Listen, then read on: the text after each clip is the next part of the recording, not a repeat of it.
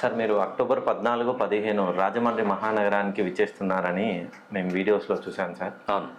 So మీ దగ్గరకు వచ్చే వాళ్ళు చాలా కష్టాలు, ఇంకా జీవితంలో మాకు ఈ సమస్యలకి సొల్యూషన్ అంటూ లేదు అనే ఆలోచనలో ఉన్న వాళ్ళు ఇక ఫైనల్గా ఈ కష్టాలకి మీరు సొల్యూషన్ చూపిస్తారు.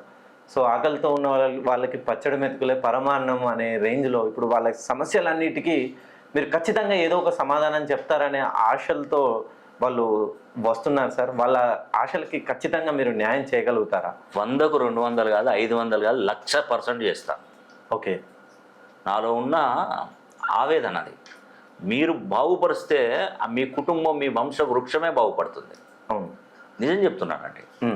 ఒక పవన్ కళ్యాణ్ గారు ఉదాహరణకి, ఒక చిరంజీవి గారు అతను సినీ ఫీల్డ్లోకి వస్తే వాళ్ళ కుటుంబం వల్ల ఎంతమంది బాగుపడ్డారండి అతని ద్వారా. అవును సార్, అవును సార్.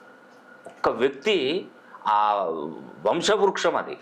పవన్ కళ్యాణ్ మన చిరంజీవి ఆ వంశవృక్షంతో ఈరోజు చూస్తే మన ఆంధ్రప్రదేశ్ రాష్ట్రానికి ఉప ముఖ్యమంత్రి హోదాలో ఉన్నాడు పవన్ కళ్యాణ్. అవును సార్. అంటే అది మామూలు విషయం కాదండి. Yes sir.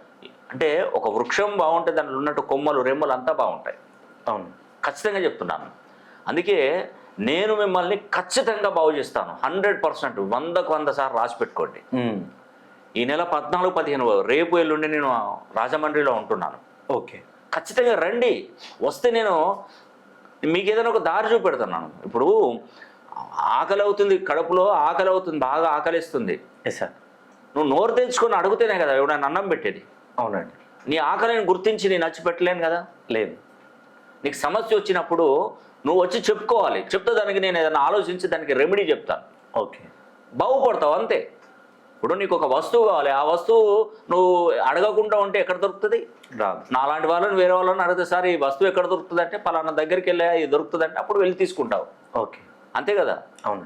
కాబట్టి నీ సమస్య నీకుంటే నువ్వు లోపల పెట్టుకుంటే కుదరదు. నువ్వు అప్పుల పాలు అవుతున్నావు, నష్టపోతున్నావు, ఆర్థికంగా ఎదగలేకపోతున్నావు, ఇవన్నీ అసలు చెప్పకూడదు. ఓకే, ఆ విషయం అనేది నా దగ్గరకు వచ్చి చెప్పండి. దానికి నేను ఏదైనా ఒక మార్గం అన్వేషిస్తా. నేను ఉన్నది ఎందుకు?